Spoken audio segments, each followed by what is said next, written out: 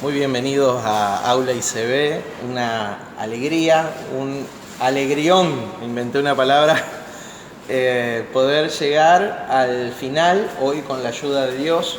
Vamos a llegar en este último domingo del año 2021, estrenando mis 51 años, muchachos. Así que estrené los 51 años y la verdad una serie de situaciones a resolver, así que nunca me imaginé que los 51 iban a venir así con regalos de esta manera. Pero bueno, acá estamos desde Reconquista, Santa Fe, provincia de Santa Fe, República Argentina, compartiendo esto con gran alegría, que es nada más ni nada menos que una visión del Apocalipsis, un Apocalipsis de una profecía cumplida. Diga Apocalipsis cumplido. Claro, el libro de Apocalipsis no habla del fin, como culturalmente nos enseñaron, del fin del mundo y demás cosas, sino que habla del fin de qué. A ver, pregunta para el aula presencial acá. De la era judía. El fin de la era judía. Cuando dice, cuando oigan estas cosas, entonces es el fin. ¿A qué se refiere? Al fin de la era judía. Mateo capítulo 24. ¿Sí? Y hoy llegamos al fin, pero al fin de Apocalipsis. Vamos a ver desde el verso 6 al final del capítulo 22, ya dejando de lado la Jerusalén celestial, que dijimos es la iglesia en la operación no del escenario judeo-cristiano, sino en el escenario de la plenitud de los gentiles, ¿sí? Entonces, ahí vimos todo el diseño en el capítulo 21 y el capítulo 22, los primeros versos de lo que es el diseño de Dios para la iglesia en el pleroma, en el tiempo de plenitud de los gentiles. Bueno, dista mucho de lo que es hoy, pero esto se debe a que, bueno, la iglesia a través del futurismo, su interpretación escatológica de la teología, tiró para adelante lo que ya había sucedido. Entonces se espera en los círculos cristianos que algo de mayor gloria todavía venga, cuando lo de mayor esplendor y gloria ya vino, y tiene que ver con la presencia de Jesús en la tierra, con la presencia de Cristo a través de su esencia divina en el hombre. Lo que sucede es que, ¿por qué? Algunos dirán, pero ¿por qué la tierra está tan oscurecida, tan así, con tanta maldad, con tanta perversidad? Lo que sucede es que la mayoría de las personas aún no han despertado a esta verdad esencial. Y nuestro trabajo a través del Evangelio eterno es tocar esos corazones para que despierten a la realidad de la habitación que somos de Cristo para el hombre. ¿Sí? ¿Estamos? ¿Estamos para arrancar? Un simple repaso hasta acá. Voy a saludar a algunos de los hermanos que estoy viendo en la transmisión. Tenemos ahí a Carmen Nak, a Merab desde Pakistán. Tenemos a Silvia Pérez, a la profeta Silvia, a Juan Marcos, desde acá, desde Reconquista. Bueno, veo a mi esposa. Marcela está conectada, pero está conectada también desde acá en el aula, está siendo de nuestra secretaria, y hay algunos más.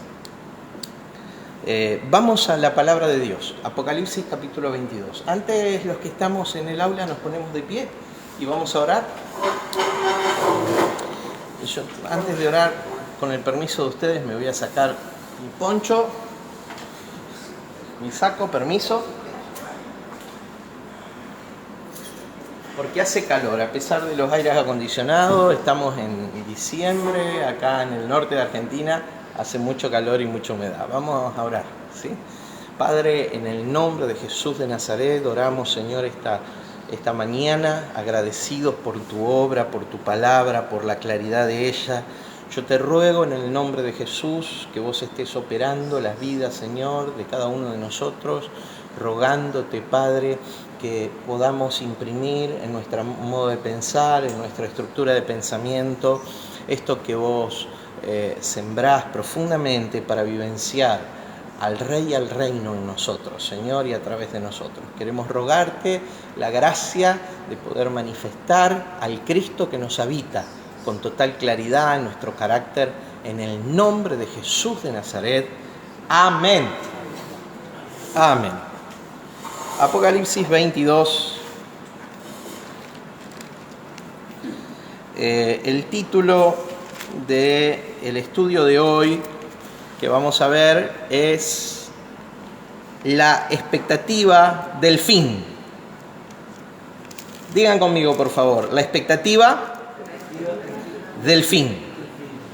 Subilo un poco, Miguel, aquello. La expectativa del fin. ¿Del fin de qué? Recién decíamos, del fin de la era judía, no del fin, es el fin para un nuevo comienzo. Es como la mariposa, la oruga, ¿sí? El bichito de aspecto despreciable, ¿sí? Que se mete en un capullo para luego salir transformado en uno de los animalitos más vistosos, más esplendorosos, insectos más esplendorosos de toda la creación, ¿sí?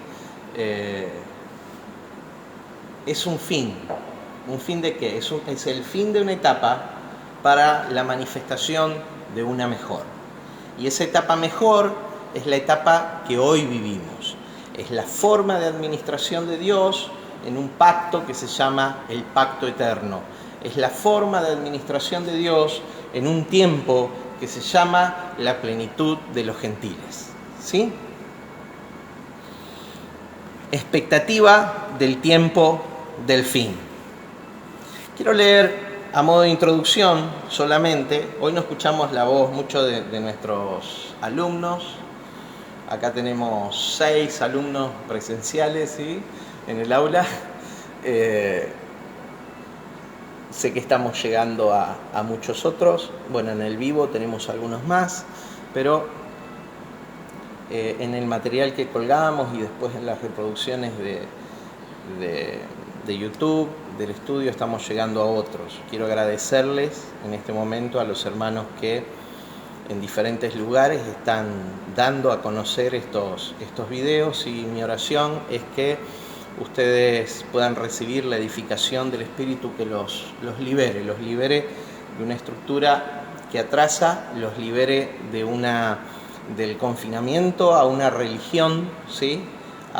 Y podamos andar en la plenitud de Dios, en la libertad del Espíritu, y manifestar la libertad gloriosa de los hijos de Dios. Eso que toda la creación está esperando, ¿sí? Para que vos y yo manifestemos. Del libro justamente Epifanías, un libro que no salió todavía, que estoy trabajando en él, este artículo, atraso, la consecuencia del dispensacionalismo. Quiero ser lo más claro posible. Atraso, la consecuencia del dispensacionalismo, o del futurismo también. En días de la interpretación preterista, el cristianismo libre de presiones institucionales, preferentemente en su exposición reformada y reformadora, llegó a ser la fuerza que pensó el mundo en generaciones. Eso era el cristianismo siglos atrás. ¿Qué hacía? Pensaba el mundo en generaciones, en la siguiente generación. Muchos libres pensadores, libres de la interpretación institucionalizada de las Escrituras, personificadas por el clero, sin compromiso con la mega institución monopólica Iglesia Católica Romana, ni de ninguna otra, soñaron durante el siglo XVII un nuevo mundo, más libre, más cristiano, más espiritual, y se lanzaron a materializarlo dándose a la colonización de algunos países, entre ellos América del Norte. Por ejemplo, el precursor de la Sociedad de Amigos, más conocida como los cuáqueros, el inglés George Fox, en 1650 decía: toda persona humana tenía algo de Dios adentro, Por esto puede tener contacto personal con el Creador y por lo tanto no necesita ningún clero que lo vincule a Dios. 1650. No necesita ningún clero que lo vincule a Dios. Esta forma de fe, no dependiente de la institución Iglesia Anglicana, vino a dar con su expulsión. De aquel movimiento se reconoce a William Penn, quien llevó el pensamiento cuáquero a Pensilvania como pionero, influyendo sobre el pensamiento de liberación de los esclavos, la igualdad del hombre y la mujer y la lucha por los derechos de las minorías, siendo fundamental en la legislación de la libertad religiosa en las colonias británicas de América. Estamos hablando del siglo XVII, XVIII, imagínense. Así también es que en 1720 llega el barco Mayflower a Massachusetts, en la costa de los Estados Unidos, con 102 puritanos expatriados de Europa, impulsados por su sueño de libertad, igualdad y fraternidad, quienes fueron determinantes en el impulso de la alfabetización. Escuchen estos números, son datos históricos. 80% en las colonias puritanas, mientras que en la Inglaterra misma el índice de alfabetización era del 30%. Observe la diferencia entre el país que era el reino, digamos, de donde ellos eran colonia. En las colonias un 80% de alfabetización y en la misma Inglaterra solo un 30%. Diseñando centros de altos estudios como Yale y Harvard, cumpliendo una labor en la composición de la sociedad ilustrada en la nueva tierra. Fueron pastores, mis queridos hermanos, los fundadores de estas universidades. Piense, hoy día se permitió que se expulse prácticamente la concepción de Dios de estas altísimas casas de estudio, ¿sí? Observe, por favor, dice: la historia particular de Harvard es un ejemplo de personas que bajo la luz de Cristo pensaban la sociedad y le daban forma con arduo trabajo con la energía que brotaba de sus convicciones. Fue un pastor puritano, John Harvard, quien donó la mitad de su patrimonio personal para que se constituya en 1636 y con 9 alumnos la alta casa de estudios que hoy lleva su nombre, que hoy es reconocida como una de las mayores casas universitarias del mundo, contando con 371.000 ex alumnos vivos, gente recibida, graduada en la universidad que hoy viven. Su influencia sobre la fundación de los Estados Unidos es irreemplazable. Y después, el dispensacionalismo. Solo unos pocos más de 250 años de escapismo dispensacionalista fue suficiente para que la Iglesia de Cristo pase de ser cabeza operativa de las naciones a cola, dejando de pensar la sociedad venidera y alienándose en un pensamiento de stand-by, uno de espera. Pido perdón por la terminología militarista que empleo aquí. La batalla final es ahora, y lo fue siempre, por la dimensión mental-cultural.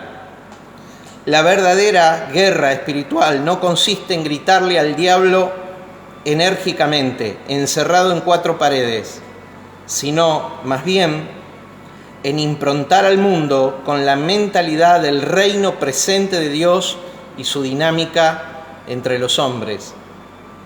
En esta lucha, que es por manifestar lo que Cristo conquistó en la cruz del Calvario, nuestro pensamiento gobernante es vital para su éxito y el futurismo no condice con este propósito.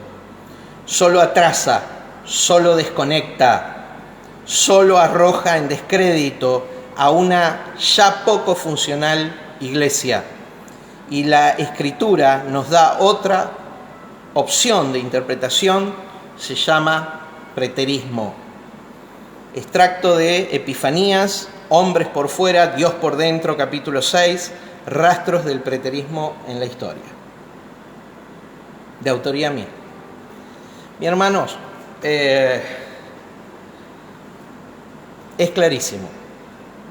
Decirle a la persona que tenés al lado, hay que salir del atraso. Cada vez que la iglesia enfrentó un desafío de este mundo, no podemos decir nosotros, los hijos de Dios, que fuimos empoderados por la luz de la palabra y la presencia de Cristo, Jesús viene pronto. Jesús vino y estableció su reino, su gobierno en una venida espiritual, manifestando su cuerpo físico y terrenal, porque eso es lo que significa parousia, la manifestación física, material y visible. ¿Y cómo es que hoy podemos ver a Cristo física, material y visiblemente? ¿Cómo lo podemos ver? A través de su cuerpo, la plenitud de aquel que todo lo llena en todo. Diga su cuerpo. Su cuerpo, que es la iglesia, cabeza de las naciones de la tierra. Entonces, hay un cuerpo que, según la teología intrincada, nos enseñó que es un cuerpo espiritual. No es un cuerpo espiritual, es un cuerpo físico, material y visible. La iglesia en la tierra es el cuerpo físico, material y visible de Cristo. Por eso no puede ser una iglesia que atrasa. Tiene que ser una iglesia que manifieste la vida del Cristo que pretende. Apocalipsis capítulo 22, del verso 6 en adelante. La expectativa del fin, el tiempo del cumplimiento del Apocalipsis. ¿Sí? Eso es lo que vamos a ver hoy. Si alguien quiere hacer alguna pregunta, si quiere comentar, decir algo, puede hacerlo. Marcela está leyendo los comentarios. ¿Sí? Todos son saludos, Marce. Bueno, yo voy a poner un poquito acá. Muy bien. Apocalipsis capítulo 22, verso 6. Y me dijo: estas palabras son fieles y verdaderas. Y el Señor, el Dios de los espíritus de los profetas, ha enviado su ángel para mostrar a sus siervos las cosas que deben suceder pronto. ¿Que deben suceder cuándo? Pronto. Está claro, ¿no? He aquí vengo pronto. ¿Cuándo? Bienaventurado el que guarda las palabras de la profecía de este libro. Yo, Juan, soy el que oyó y vio estas cosas, y después que las hube oído y visto, me postré para adorar a los pies del ángel que me mostraba estas cosas. Pero él me dijo: mira, no lo hagas, porque yo soy consiervo tuyo, de tus hermanos los profetas y de los que guardan las palabras de este libro. Adora a Dios. Y me dijo: no selles las palabras de la profecía de este libro, porque el tiempo está cerca. ¿El tiempo está? A ver, pronto, y el tiempo está cerca. El que es justo, el que es injusto, sea injusto todavía.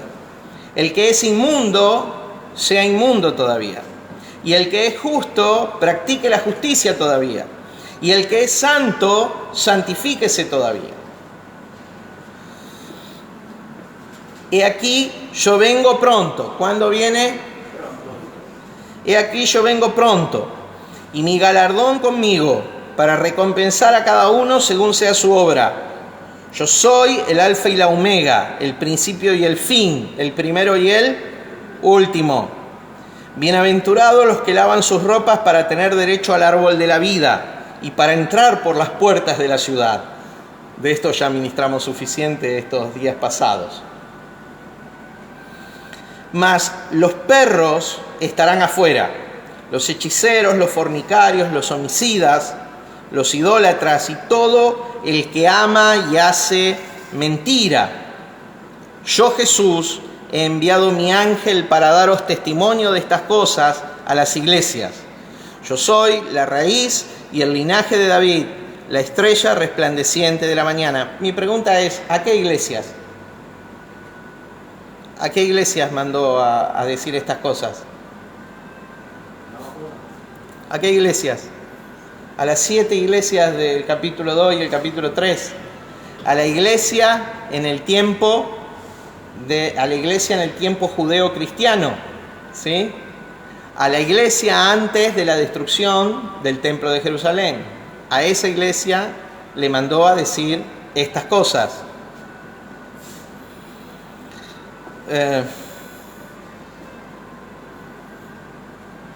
Yo, Jesús, he enviado mi ángel para daros testimonio de estas cosas en las iglesias. Yo soy la raíz, el linaje de David, la estrella resplandeciente de la mañana. Y el espíritu y la esposa dicen, ven. Y el que oye diga, ven. Y el que tiene sed, venga. Y el que quiere, tome del agua de vida gratuitamente. Yo testifico a todo aquel que oye las palabras de la profecía de este libro, si alguno añadiere a estas cosas, Dios traerá sobre él las plagas que están escritas en este libro. Y si alguno quitare de las palabras del libro de esta profecía, Dios quitará su parte del libro de la vida y de la santa ciudad y de las cosas que están escritas en este libro. El que da testimonio de estas cosas dice, ciertamente vengo en breve. ¿Vengo qué? En breve. Amén. Sí, Señor Jesús, ven. La gracia de nuestro Señor Jesucristo sea con todos vosotros. Y termina la profecía. Punto final. Diga Apocalipsis, un libro cumplido. Y ahí está, la cristiandad viendo cómo se cumple todavía el Apocalipsis, cómo se va a cumplir lo que ya se cumplió. Cómo hay gente en modo espera, esperando una venida que ya sucedió. Ya lo explicamos muchas veces, vayan a los materiales anteriores. Vayan a los materiales anteriores. 3 elementos que dan solidez a la declaración de que Apocalipsis es un libro cumplido. Antes, quiero repasar algo porque por ahí hay alguno que recién se está integrando y justo es el último estudio y la verdad dice, pero no agarro cuál es la línea de argumentación. No agarro. Bueno, para ellos, una pregunta. ¿Cuándo se escribió el Apocalipsis? Al aula. En el año 66, 68. Sí. En el año 66, antes del 68 seguramente. ¿Por qué decimos esto? Hay algunos que dicen que se escribió en el año 96-97. En realidad, nunca existió el argumento de dicen, porque un padre de la iglesia dice que se vio a Juan en el 96-97. Juan vivía en el 96 o 97. No significa que haya escrito el libro durante ese periodo que gobernaba Diocleciano. Él escribió el libro en el periodo que gobernaba Nerón. Por eso en el capítulo 13 dice que el número de la segunda bestia es número de hombre y es 666. 666 es la nomenclatura de un código hebreo porque ¿qué tipo de profecía era Apocalipsis? ¿Profecía hebrea? ¿De qué nacionalidad era Juan, por más que haya escrito en griego? Hebreo. Entonces, tiene el mismo estilo de escritura que todos los profetas del Antiguo Testamento, que escribían de manera literal o simbólica. Simbólica. ¿Y cómo se interpreta la profecía simbólica? Con el Antiguo Testamento en la mano. ¿Sí? Entonces, si es simbólico, ¿esperamos una ciudad que venga del cielo? Para nada. Si es simbólico, ¿los 1000 años son literales del reino? No, para nada. Es simbólico. Algunos citan en el año 96. En realidad 96-97 del Imperio Romano puede ser, como se contaban los reyes, la historia, como se contaba la historia en la antigüedad. A partir de los reyes se contaba, ¿no es cierto? Lea, por ejemplo, usted Isaías capítulo 6. Dice, en tal año del reinado de tal rey. Podemos decir 96-97 del Imperio Romano. ¿Y el Imperio Romano cuándo se estableció? ¿Alguien sabe? Dato histórico. Por el 27. El 27 antes de Cristo. Saque usted la cuenta. Saque usted la cuenta. Escribe en tiempos del gobierno de Nerón César. Realmente una bestia, tanto para los cristianos como para los hebreos. En el inicio de una guerra de exterminio como no hubo para el pueblo judío nunca más, aunque fue muy duro lo que sucedió a partir de los siglos en la persecución con los hebreos, pero lo que sucedió, y Jesús lo dijo, tal tribulación no la hubo ni la volverá a haber, tal prueba sobre la nación hebrea no volverá a haber. Como dice Lucas, en el Evangelio de Lucas, citando palabras de Jesús, cuando vean la ciudad de Jerusalén rodeada de ejércitos, entonces es el fin. ¿Cómo es la ciudad de Jerusalén? ¿Cuándo se vio en la historia la ciudad de Jerusalén rodeada de ejércitos? En el año 70, cuando el general Tito, habiendo recibido orden de su padre, el nuevo emperador Vespasiano, que era hasta antes de Tito el jefe militar romano en el Teatro de Operaciones de Oriente, con 4 legiones, pero él va para ser nombrado emperador a Roma y deja las 4 legiones al mando de Tito y le encarga que termine la tarea de la guerra de los judíos. Y así fue que en el año 70, en marzo, abril, pone sitio a la ciudad de Jerusalén. ¿Por qué en marzo, abril? Porque terminaba el invierno. ¿Sí? Y en invierno era muy difícil sostener una campaña militar. Entonces en marzo, abril pone sitio, según el libro de Apocalipsis, durante 5 meses y medio, para que en septiembre, octubre, algunos dicen el 7 de septiembre del año 70, tome por asalto el último reducto de la ciudad de Jerusalén y la destruya, la prenda fuego desde sus cimientos, dando cumplimiento a la palabra que Jesús había dicho, de cierto no quedará piedra sobre esta ciudad.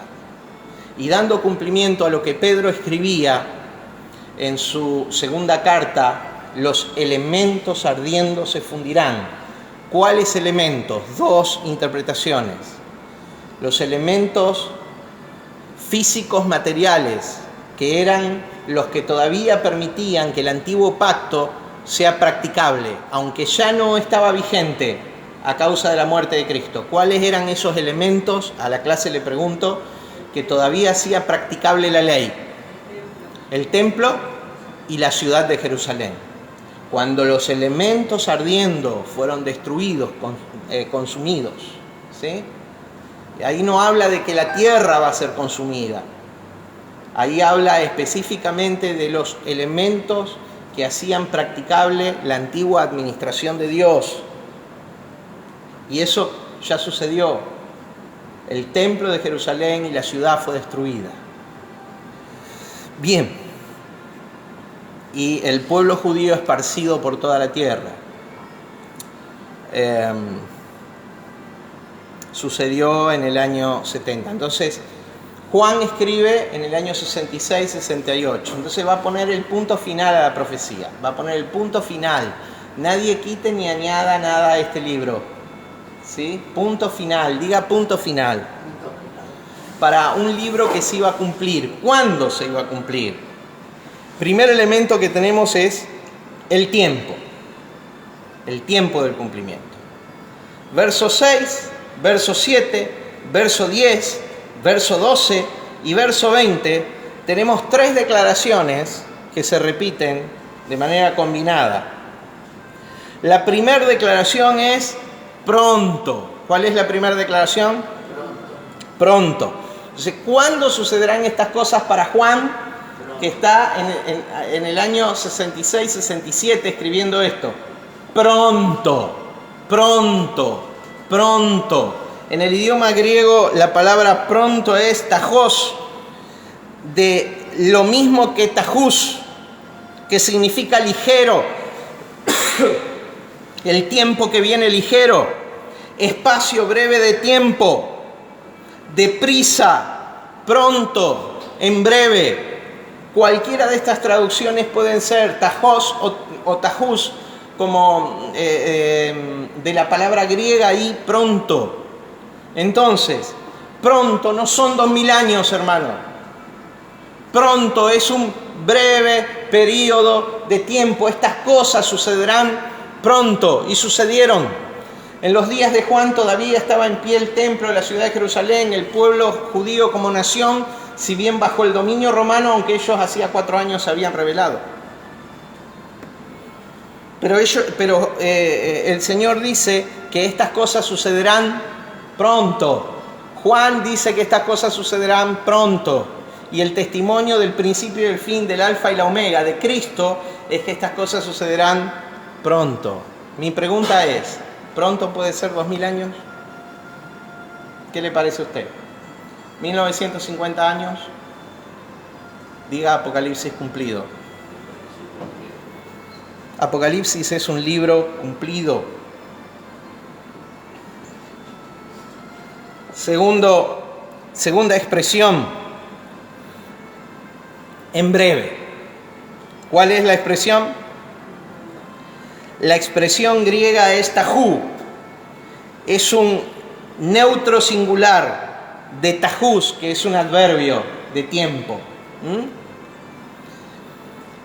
Significa en breve, sin demora, pronto, o súbitamente por sorpresa, o por implicación de facilidad, con facilidad vendrá. Prestamente, deprisa, en breve. No hay cómo errarle, hermano. Esto nunca puede significar 2000 años sin violentar las palabras que Juan mismo nos dio. Sin ignorar voluntariamente las palabras que Juan mismo nos habló. No hay posibilidad. Y si vos a esto le sumás que como mecanismo de relojería se cumplieron todas las profecías de Jesús respecto al pueblo judío en el año 70, si vos a esto le sumás que si bien Israel hoy existe, la nación judía existe, no podés saber cuál es el linaje de cada uno de ellos, no podés saber si son de una tribu o de otra tribu, porque esto se perdió. ¿Cuándo se perdió? En el año 70, ¿sí? No podés saber las mezclas, no podés saber las corrientes de los hebreos hoy día.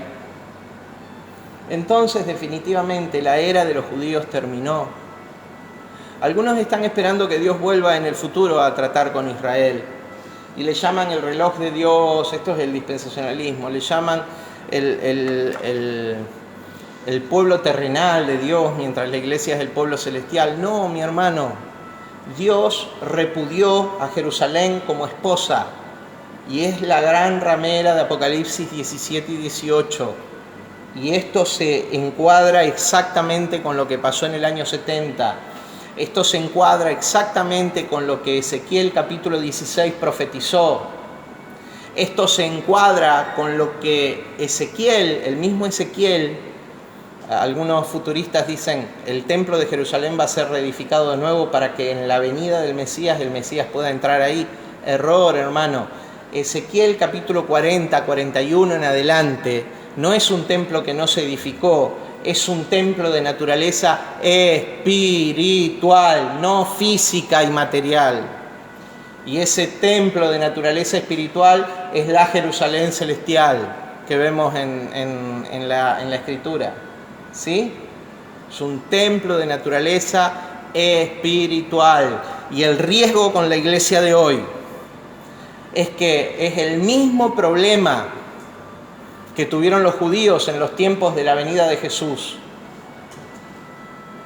Celebramos hace un día el natalicio, el nacimiento de Jesús, la Navidad. Bueno, hay una gran controversia acá. No hay ningún problema en celebrar la Navidad, mi hermano.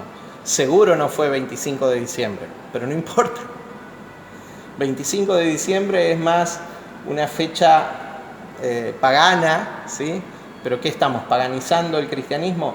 Mi hermano, celebremos el nacimiento, que representa un cuadro espiritual tremendo para nosotros, donde necesitamos nacer a la verdad de Dios, a lo eterno, ¿sí? Pero los judíos, ¿por qué no lo recibieron? ¿Por qué si los sabios de Oriente venían a adorarle? ¿Por qué si todas las profecías del Antiguo Testamento señalaban al nacimiento de Jesús en este contexto? Porque ellos esperaban a un rey, a un Mesías, a un Mesías, a un Cristo diferente, libertador, a un líder, a un grande, a un poderoso, a un príncipe con todos los pergaminos, con todos los abolengos, Cristo los tenía, pero era el hijo de un carpintero. También era el hijo de David, pero era en la túnica de un carpintero. ¿Se entiende? Entonces, ¿qué sucedió con Israel? ¿Por qué no reconocieron la venida de su Mesías? Porque no vino en la forma que ellos lo esperaban. Con la iglesia sucede algo similar. La iglesia todavía espera a un Mesías, ¿sí? Que según la Escritura se correrán las nubes y entonces le veremos descender del cielo. Y esto, hermano, es simbólico, porque la venida de Cristo es de naturaleza espiritual. Es de naturaleza espiritual. Y se hace carne, se hace físico y visible, se hace parousia en la vida de los hijos. Porque el que te ve a vos está viendo a Cristo, lo que de Cristo hay en vos. Permiso. Necesito agua.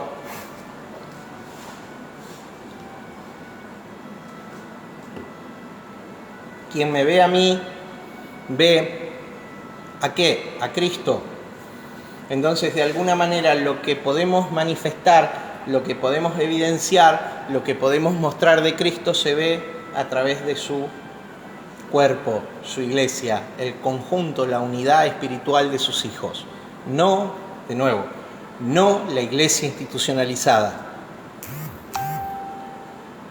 que está totalmente cooptada y atrasada.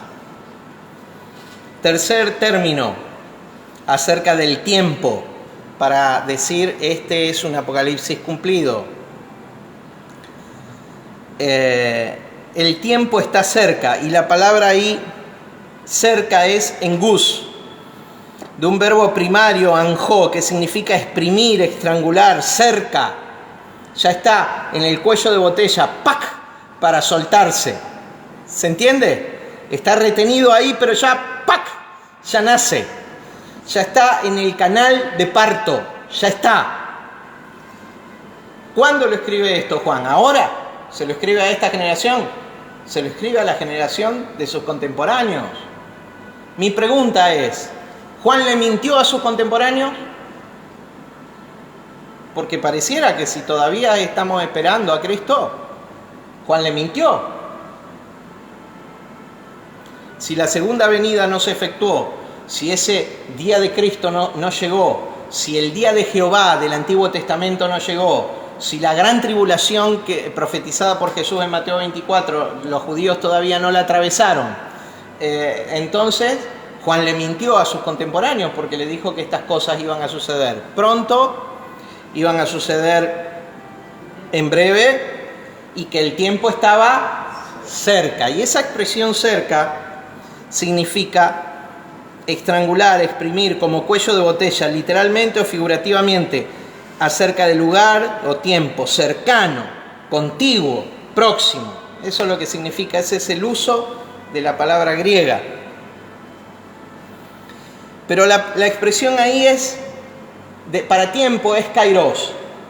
Y la verdad que yo me tropecé con los diccionarios idiomáticos acá.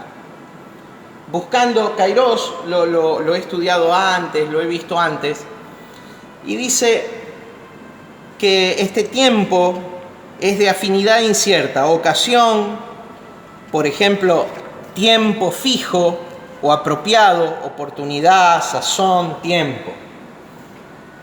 Por ejemplo, ¿qué le preguntaron los discípulos a Jesús en la ascensión en el Monte de los Olivos? Hechos capítulo 1. ¿Qué le preguntaron a Jesús?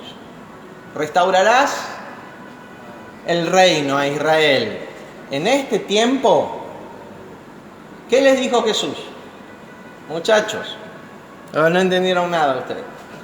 El reino es espiritual.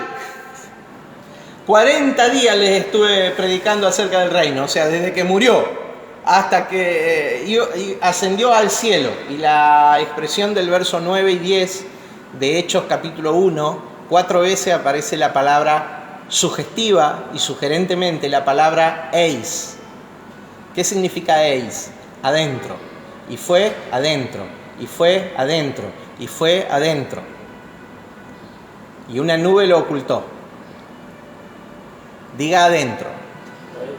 Y si adentro de los cielos, en lugar de las nubes celestiales, es los cielos internos del hombre, sigo. Bueno, es demasiado. 4 veces aparece la palabra eis en el verso 9 y en el verso 10. Pero antes ellos le preguntan a Jesús, ¿restaurarás el tiempo? ¿Restaurarás el reino de Israel en este tiempo? ¿No les toca a vosotros saber el tiempo, las sazones, las ocasiones, el kairos, que el Padre conoce en su sola potestad? Muchachos, todavía no entendieron nada ustedes. El reino es espiritual. Me piden que cuándo voy a restaurar el reino terrenal. El reino terrenal no va a venir. El reino es de naturaleza espiritual y va a trascender a Israel. Será para todos los hombres. Años le costó entender esto. Ahí lo tenemos a Pedro en el capítulo 8 de Hechos, en la casa de Simón el curtidor, a la hora de la comida, ¿sí? Orando, y un lienzo del cielo diciendo mate y come, y todos animales inmundos, y Pedro diciendo no, Señor, nunca he comido, no, Señor, no, 3 veces, no, Señor, no, y el lienzo fue recogido. Y abajo un hombre inmundo llamado Cornelio, oficial de la guardia romana, un centurión romano, había mandado a la ciudad de Jope a buscar desde el asiento de su guarnición a Pedro, porque en visión había recibido que llame a un hombre que oraba. Golpean la puerta después que Pedro tiene esta visión y dijo: Señor, entiendo, no voy a llamar inmundo lo que tu sangre ha limpiado. Y fue a la casa de Cornelio, y Cornelio se entrega a Cristo, es bautizado por el Espíritu Santo, hay evidencias ahí de lenguas, ¿sí? El Espíritu Santo irrumpe y viene sobre los gentiles. Mientras tanto, los primeros versos dice que un tal Saulo de Tarso iba a Damasco. Porque Dios tenía un plan para el pueblo judío. Terminó en el año 70. Pero Dios tenía otro plan para los gentiles. Y juzgado el pueblo de Israel, ejecutada sentencia, carta de repudio, el nuevo matrimonio de Dios vino, la esposa de Cristo, que es la iglesia en el tiempo de la plenitud de los gentiles. Este tiempo. Y el apóstol a los gentiles es quien recibe más luz acerca del pleroma, de la plenitud. ¿Por qué? Porque era el tiempo que venía. Él no lo experimentó. Él fue ejecutado por Nerón en el año 64-65. ¿Sí? Pablo no experimentó el pleroma, pero lo vio, lo anticipó y lo profetizó en sus escritos. Por eso el estudio del año que viene será las cartas de la prisión, donde más claramente vemos el pleroma de Dios, la plenitud de los gentiles. ¿Sí? Marcela, vos me querías... Una pregunta. Con el tema de se me fue. No importa, anotalo por ahí cuando te vuelva. Sí. Con respecto a lo del traer lo celestial a lo terrenal. Un tema de madurez, o parte del atraso, es traer lo celestial a lo terrenal. Sí, cuerpo, espíritu. La dimensión del espíritu, la dimensión de la materia. En el medio, el alma. Primer cielo, el cuerpo, el cielo natural. Y llamó Dios a la expansión cielo natural. El cuerpo corresponde a ese cielo. Segundo cielo, el alma, el lugar de la bendición. Porque fuimos bendecidos, bendito sea el Dios y Padre de nuestro Señor Jesucristo, que nos bendijo con toda bendición espiritual en los lugares celestiales en Cristo Jesús. O sea, hay un segundo cielo, donde es el lugar de la bendición. Pero también ese segundo cielo es el lugar del conflicto, porque en el capítulo 6, verso 10 a los Efesios dice: porque no tenemos lucha contra carne ni sangre, sino contra principados y potestades, contra los gobernadores de este siglo, huestes espirituales de maldad, en las regiones celestes. ¿Cuáles son las regiones celestes? Eso no es fuera del hombre, eso es adentro del hombre, eso es en el alma.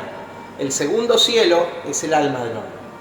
El tercer cielo, el trono o morada de Dios, ahí donde Cristo, nuestro gran sumo sacerdote, entró una vez y para siempre, con la sangre de una única ofrenda valiosa para presentarnos perfectos delante de Dios. El hombre hoy, en la dimensión del espíritu, es perfecto delante de Dios por la sola ofrenda de la sangre de Cristo, nuestro gran y perfecto sumo sacerdote. ¿Dónde está el problema del hombre? En el alma, en el segundo cielo. ¿Dónde está el conflicto? El canal de parto es ahí. El canal de parto es el alma. Por eso hay que reemplazar las estructuras de atraso por estructuras de pensamiento que nos permitan dar a luz al Cristo que nos habita, el Cristo en el que somos. Cristo es una persona, pero Cristo es el proyecto de Dios para toda la humanidad.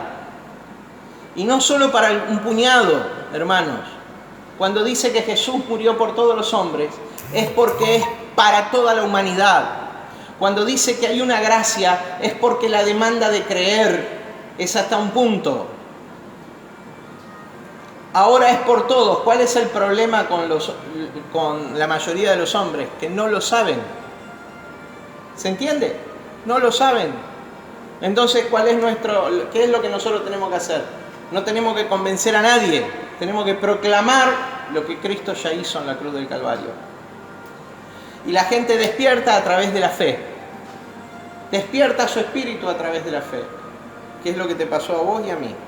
En un contexto religioso, con un montón de ataduras que Dios nos fue liberando. A mí a lo largo de 35 años me fue liberando. Y aún lo seguirá haciendo, mostrándome el reino y la vida de su rey. Sigo. ¿Puedo? Permiso. Pero me tropecé cuando vi Kairos. Lo pueden ver ustedes en las concordancias greco-españolas, en la concordancia más famosa de todas, que es la Strong. Ustedes lo pueden ver. Curiosamente, compara, cuando explica de lo que es Kairos, compara con un término hebreo. El tiempo está cerca. Un término hebreo. Y el término hebreo es muy interesante. Porque el término hebreo al que Strong te manda, no sé cómo conecta las palabras. Habrá que preguntarle a un doctor en lenguas. Pero el término hebreo es solelá. Está bajo los que manejan Strong, digo, esto es un elemento técnico, la palabra conectada está bajo la categoría H5550. Ese es el dato para el Strong. La expresión es solelá. Es un participio activo femenino. Y el significado en hebreo es terraplén militar, rampa de asedio, ariete, baluarte, vallado. ¿Por qué? El ariete está cerca. El terraplén militar, el sitio, está cerca.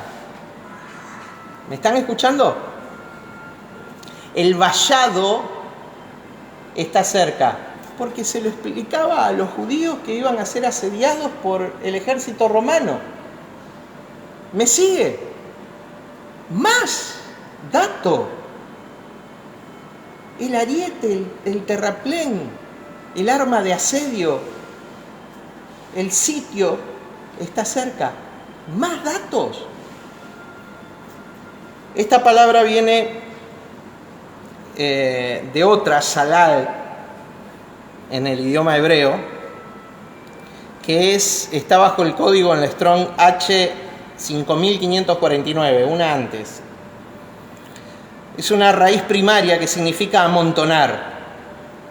Cuando Dios amontonó a la nación de Israel en Jerusalén, a través del sitio de las 4 legiones romanas.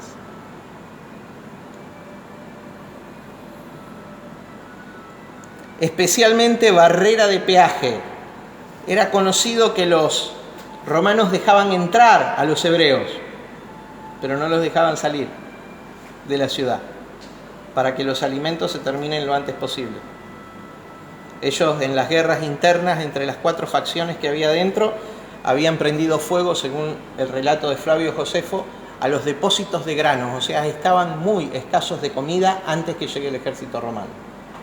Si no, el sitio de la ciudad hubiera durado meses, como duró en Masada, más meses, tal vez algún par de años, como duró después en el año 73 el sitio de Masada, cuando los judíos en la cúspide de la montaña tenían agua y los romanos abajo no, estaban en el desierto de Judea. Sigo. Oponerse por una represa, salal, calzada, convertir, ensoberbecer, exaltar, preparar. Esa es las raíces de la palabra. ¿Se dan cuenta que habla de un sitio militar de la ciudad que está lista para ser destruida? Primer elemento, entonces. ¿Qué desleal hay que ser con el texto para interpretar que pronto, en breve y el tiempo está cerca, significan 2000 años, hermano? Qué desleal. Por eso las palabras de Jesús en Mateo capítulo 10, cuando os persigan, vayan de aldea en aldea. De cierto, no terminarán de recorrer todas las aldeas hasta que el Hijo del Hombre venga. Diga, venga. ¿Quién es el Hijo del Hombre? Y eso iba a suceder una generación después de la muerte de Cristo. Porque el otro texto a considerar es: de cierto, no pasará esta generación hasta que todas estas cosas acontezcan. ¿Es Jesús un mentiroso? ¿Es Juan un mentiroso? Entonces terminó el futurismo. Basta de decir Cristo viene pronto cada vez que la iglesia no tiene una respuesta a este mundo. Segundo argumento que fortalece la idea de un apocalipsis cumplido en este texto. El verso 10 dice: y me dijo, no selles las palabras de la profecía de este libro, porque el tiempo está cerca. A ver, todo lo que yo te di para que vos veas en visión, no lo selles. ¿Qué significaba sellar? Sellar significaba cerrar, guardar bajo secreto. Usted recuerda que en la visión de Apocalipsis 5 hay un libro que, ¿cómo está? Capítulo 4 y 5. Está cerrado. Está frente al trono de Dios y dice, y lloré yo, Juan, triste, amargamente, porque no se halló a nadie digno de abrir los sellos del libro. Era un libro ¿cómo? Sellado. Hasta que un anciano de los 24 le dice, no llores, porque aquí el león de Judá, la raíz de David, el cordero inmolado, venció para abrir los sellos. Y ahí empezó a abrir los sellos. Y en el capítulo 6, cuando cada vez que se abre un sello, viene un juicio de Dios. Y se abren los 7 sellos, después siguen las 7 trompetas y después siguen las 7 copas de ira. Ya lo estudiamos antes. Entonces, algo sellado era algo secreto, algo reservado, algo que está guardado y que no puede ser. Pero vos, Juan, no selles las palabras de este libro. ¿Por qué el libro de Apocalipsis es difícil? El libro de Apocalipsis es difícil a causa de la gran influencia del futurismo sobre la iglesia. Porque patea la profecía para el futuro, bajo el término mentiroso de escatología, evento futuro. No hay evento futuro, hay teleología, hay eventos cumplidos, completos y acabados en la Biblia. La creación de los nuevos cielos y nueva tierra es este periodo de gracia absoluta y plena. Es el día perfecto de Cristo, es la epignosis para nosotros, el superior conocimiento que está a nuestro alcance, la mente de Cristo. Bueno, para entendidos y para que Dios vaya habilitando nuevos compartimentos de entendimiento para cada uno de sus hijos. El sello, verso 10, segundo elemento que va a hacer claro el cumplimiento del libro de Apocalipsis. La palabra griega para sello es sfragizo, que significa estampar con anillo o marca privada. No lo cierres. Para seguridad o preservación, por implicación, guardar secreto, atestiguar, y como esto es todo en forma de figura, cerrarlo para que nadie lo entienda. No es lo que sucedió, hermano. Déjalo sin sellar, para que todos entiendan cuando viene el cumplimiento de esto. Y el cumplimiento sucedió 2 o 3 años después. En el año 70, en la destrucción de Jerusalén por el general Tito. Y en el año 73 se consuma todo con la caída de Masada y el último reducto de los judíos, de los hebreos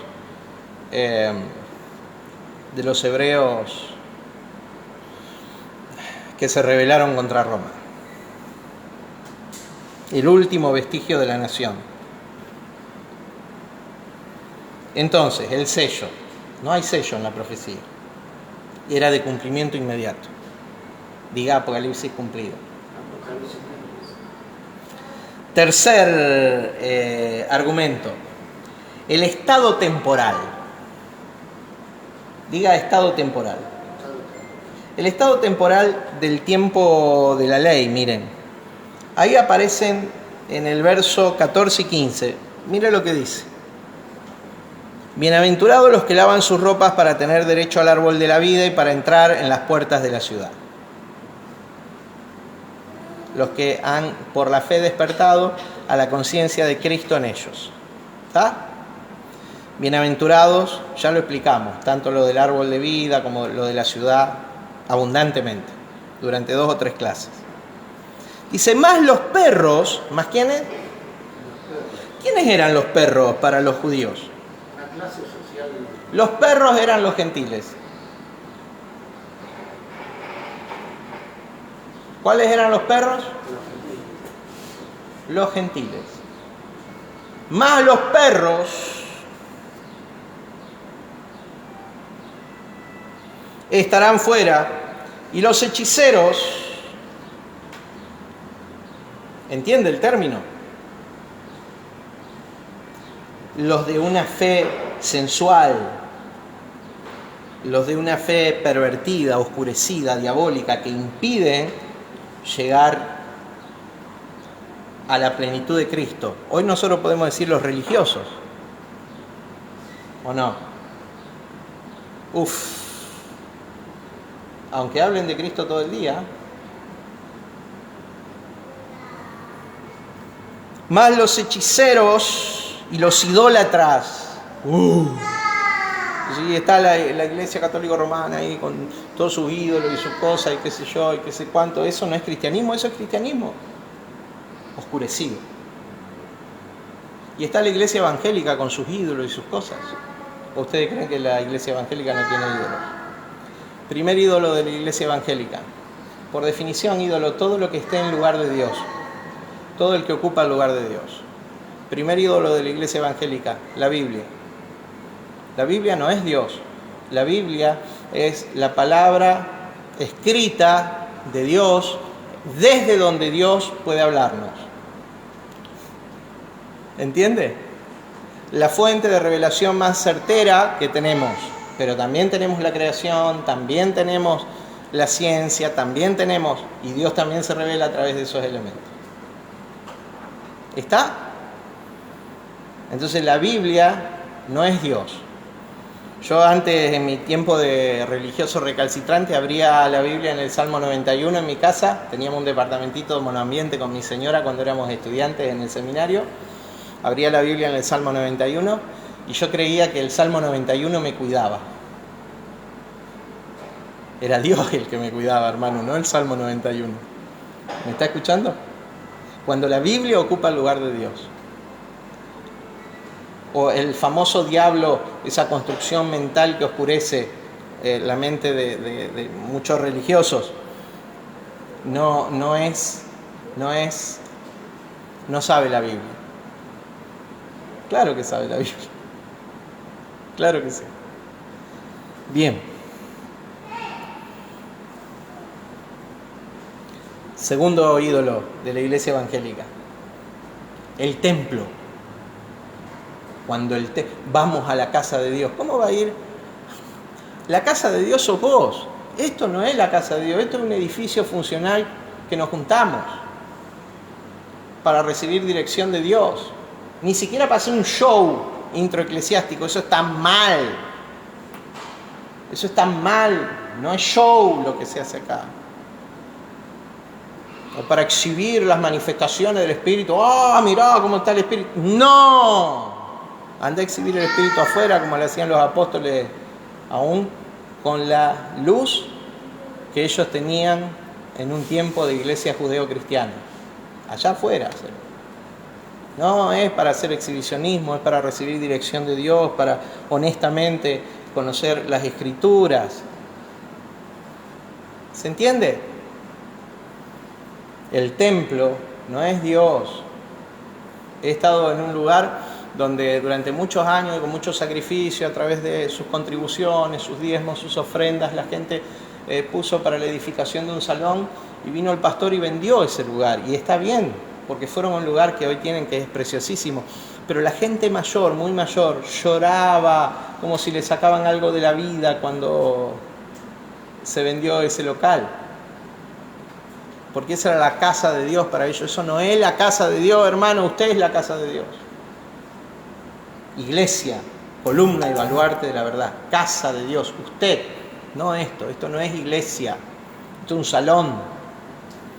Es santo por el fin, porque está usted, no por otra cosa. ¿Sigo? Tercer ídolo evangélico, dígame si no, el pastor, el pobre pastor. ¿Cuántas veces le dijimos al pastor que era cabeza de la iglesia? Por Dios mío, Señor mío, no es así, no hay pastor que sea cabeza de ninguna iglesia. Miren, hay papás que son cabeza de la familia, según lo que dice la Escritura, pero no hay pastor que sea cabeza de la iglesia. Dice que la cabeza de la iglesia es Cristo, ¿me entiende? No el pastor. ¿Y nosotros qué hicimos? El pastor cabeza de la iglesia. Es un ídolo. Todo ídolo está destinado a caer. Lean ustedes Jueces. Entonces no le hagan eso a sus ministros, porque sus ministros son gente de carne y hueso, con los mismos conflictos que ustedes tienen. Reposa un nivel de revelación superior, o debiera, porque así es la autoridad espiritual. No es por nombramiento, sino es por acceso a la revelación de Dios. Debiera operar un nivel mayor de revelación en ellos, pero nada más ¿Me sigue? Porque todo ídolo está destinado a caer. Sí, Carmencita. O los llaman padre espiritual. Padre espiritual. Padre espiritual no existe. Nosotros hace muchos años vencimos ese defecto del movimiento apostólico y profético, donde Dios nos habló claramente, Padre espiritual solo Dios.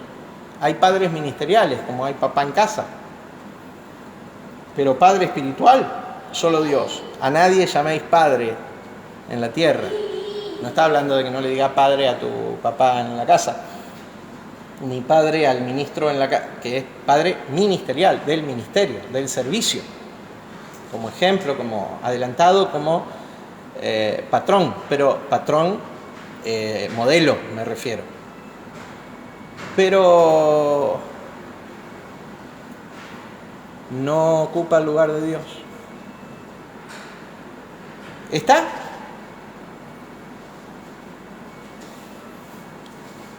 El estado temporal, los idólatras y todo el que ama o hace mentira, porque la verdad es luz y la luz es verdad, porque Dios es verdad y Él es el verdadero Dios y la vida eterna. No hay mentira en Él. ¿Está? Bien. Entonces, ese estado temporal. Y dice, a ver dónde lo encuentro.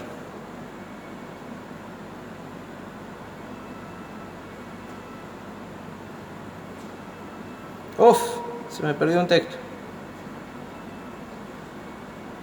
Lo leí ya. El verso 11. El que es injusto sea injusto todavía, el que es inmundo sea inmundo. Porque el tiempo venía. Ya está ya. El inmundo, el injusto, el santo, sigan así hasta que venga la hora. Porque ya es inminente. Los perros eran los gentiles. ¿Recuerdan cuando Jesús se encuentra con la mujer Ciro-Fenicia, que su hijo era atormentado por un demonio, y Jesús le dice, mujer, no es lícito sacarle el pan a los hijos y dárselo a los perros? Qué duro Jesús. Si alguno hubiera estado con Jesús ahí, no, qué duro, yo me voy a otra iglesia, dijo uno, que no son tan jodidos como este. ¿Cómo le va a decir así a esa mujer que estaba sufriendo? Porque Jesús había venido a los hijos de la casa de Israel, ¿sí? Ese era el tiempo que Jesús vivía. Y entonces esa mujer llena de humildad dice, sí, Señor, pero aún los perrillos comen de las migajas que caen de la mesa de sus amos. Mujer, en todo Israel yo no he visto la fe que hay en tu corazón. Te fue concedido. No fue a la casa de ella, pero le fue concedido lo que le había pedido. Y ahí estaba su hijo libre, su hija libre de la influencia demoníaca que la atormentaba. ¿Sí? Porque los gentiles eran los perros para los judíos. El mismo Pablo en Filipenses capítulo 2 dice, guardaos de los perros, guardaos de los mutiladores del cuerpo, guardaos de los malos obreros. ¿Sí? Los mismos judíos decían de los gentiles perros, de manera discriminativa, ¿sí? ¿Qué pasará con Israel? Entonces, y esto que el futurismo dice. Y el texto tan conocido que los futuristas o dispensacionalistas utilizan para decir que Dios volverá a tratar con Israel, Romanos 11:25. Voy a explicarlo antes de entrar en la conclusión final. Romanos, carta del apóstol Pablo a los Romanos, capítulo 11, verso 25 al 27. Porque no quiero, hermanos, que ignoréis este misterio, para que no seáis arrogantes en cuanto a vosotros mismos. Se lo escribe a la iglesia en Roma, de mayoría gentil, aunque había muchos judíos entre ellos. ¿Qué ha acontecido a Israel? Endurecimiento en parte. ¿Qué le había pasado? ¿Vieron cómo Faraón fue endurecido cuando fue sacado a libertad Jesús? Israel, cuando Moisés sacó a Israel de Egipto, y dice el corazón de Faraón fue endurecido por Dios. Bueno, Le ha sucedido a Israel endurecimiento en parte. ¿Hasta qué? Diga tiempo. Haya entrado la plenitud de los gentiles. ¿Cómo se llama este tiempo? Este es el tiempo de la plenitud de los gentiles. O sea, ya entró el tiempo de la plenitud de los gentiles. Dice, entonces, y luego, diga tiempo. Luego, tiempo. Todo Israel será salvo. O sea que Israel, ¿cómo es hoy día? ¿Y las naciones de la tierra cómo son? ¿Israel cómo es? Trague, trague, trague, trague, trague, porque en la plenitud de los gentiles solamente están de pie las cosas eternas.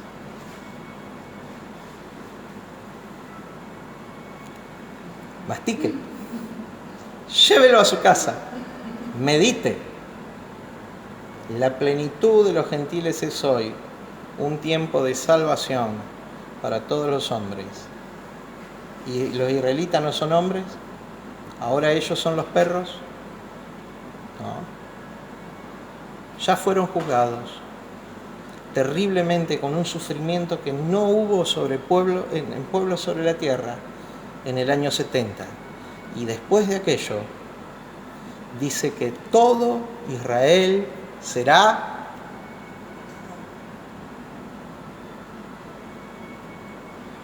y las naciones de la tierra, si es el tiempo de la plenitud de los gentiles.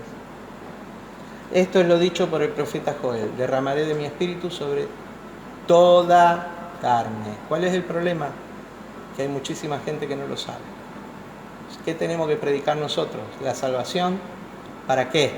Para que ellos lleguen a ser salvos, para que ellos lleguen a conocer a Dios y a experimentar la plenitud de la vida.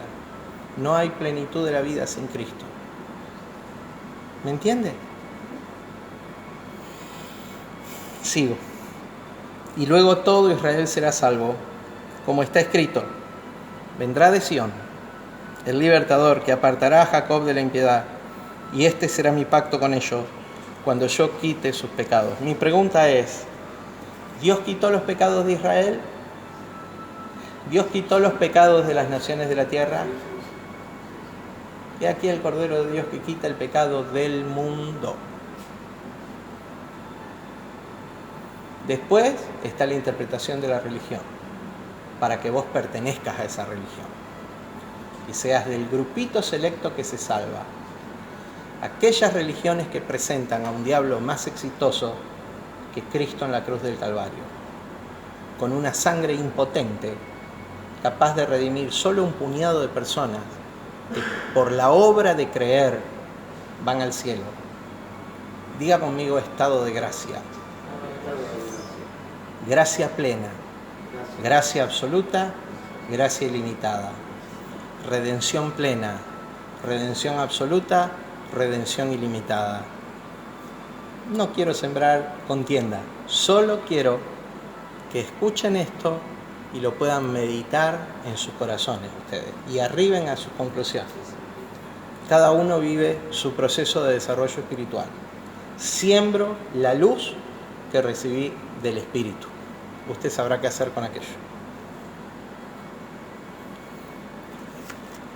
Si no, los futuristas tienen razón, y en el futuro Israel recibirá a Cristo como su Salvador personal y entonces será salvo. Pero el Apocalipsis es Apocalipsis cumplido. Y hoy es el tiempo de la plenitud de los gentiles. Y el reino de Cristo volvió al reino del Padre. Porque Él, cuando sometió todo dominio, toda potencia, entregó el reino al Dios y Padre. Entonces solo nos quedan, y ya termino, solo nos quedan las cosas eternas. Diga: soy hijo, y mi herencia es las cosas eternas. Soy hijo con el ADN de Dios en mi vida, con la naturaleza de Cristo, y mi herencia es las cosas eternas. ¿Cuáles son esas cosas eternas? Las voy a enumerar tengo 12 en mi lista. Diga reinando en vida. ¿Vos querés reinar en vida? Más allá de las circunstancias que vengan, un día vendrá la muerte, otro día dificultad, otro día persecución, me tocó esta semana acusación, conflictos, vendrán. A lo mejor alguna enfermedad, porque vendrá. Es parte de la vida. Pero nosotros somos de los que reinamos en vida. En vida, no. Porque como hijo mi herencia es la capacidad de participar en las cosas eternas. ¿Cuáles cosas eternas? Primero, vida eterna. Y esta es la vida eterna, que te conozcan a ti, el único Dios verdadero, y a tu Hijo a quien has enviado. Juan 17:3, diga vida eterna. Primera parte de mi herencia eterna, primer elemento de los 12, vida eterna. Segundo, palabra eterna. ¿Sí? Cielo y tierra pasarán, mi palabra permanecerá. Los cielos y tierra bajo la administración de la ley pasaron. Y hoy, en el pleroma de Dios, ni siquiera en la iglesia en su escenario judeo-cristiano, que es antes del año 70, hoy en el pleroma de Dios, en la plenitud de los gentiles, hoy reina la palabra eterna. ¿Me está escuchando? No la palabra temporal. Tercer cosa eterna, el evangelio eterno. El evangelio que se predica hoy, aparece en el libro de Apocalipsis, es el evangelio eterno, pertenece a la eternidad, no tiene tiempo ni espacio, es eterno. Cristo, según Apocalipsis 13:8, el Cordero fue inmolado antes de la fundación del mundo, pertenece a la eternidad. El Padre tenía dispuesto su corazón, su Hijo, su manifestación visible en la tierra, listo antes de que el hombre cayera, antes que Adán pervirtiera su comunión con Dios. Diga conmigo, evangelio eterno. ¿Y qué necesita la gente? Recibir, escuchar el evangelio eterno. Nunca cese usted de predicar el evangelio eterno. Diga, yo soy la vida eterna, yo soy palabra eterna, yo soy el evangelio eterno. Vos sos carta leída a este mundo. Sí. Cuarto elemento, pacto eterno. Según Hebreos 13, no hay un pacto, no hay ni siquiera un nuevo pacto al que nosotros estemos sujetos. Ahora hay un pacto eterno. Porque el nuevo pacto, según el libro de los Hebreos, es con la casa de Judá y con la casa de Israel. Ahora nosotros, después de lo cumplido de Apocalipsis, participamos del pacto eterno. Hay una salvación eterna. Hay una salvación eterna. La salvación no es por ninguna obra. La salvación, escúchame, es solo por la gracia. Dios cargó la salvación en el corazón de hombres que no lo merecían.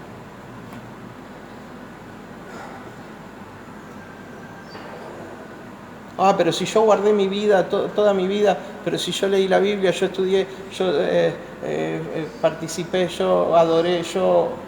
No por obras, no por obras. Es una gracia mayor poder caminar en obediencia, porque todo eso va a hacer de tu vida una vida ganada, que significa no una vida sin problemas, sino una vida caminando el propósito de Dios para vos. Sacerdocio eterno. Dice que el sumo sacerdote, nuestro gran sumo sacerdote, es sacerdote según el orden de Melquisedec, no es según el orden levítico. Un nuevo orden es establecido que no pertenece a la casa de Israel, sino pertenece a la eternidad. El hombre que salió, el rey de Salem, el rey de paz, que salió de ninguna parte, sin procedencia, sin ascendientes, y que presentó pan y vino a Abraham, Melquisedec, un sacerdocio eterno, un socorro eterno. Mi hermano, mientras vos vivas acá, ¿cuál es tu ancla? Él es un socorro eterno. Hasta el más ateo de los ateos tiene el testimonio del Espíritu en su espíritu, en lo más profundo de su ser, aunque lo haya apagado. Y en el momento de la gran crisis, Dios mío,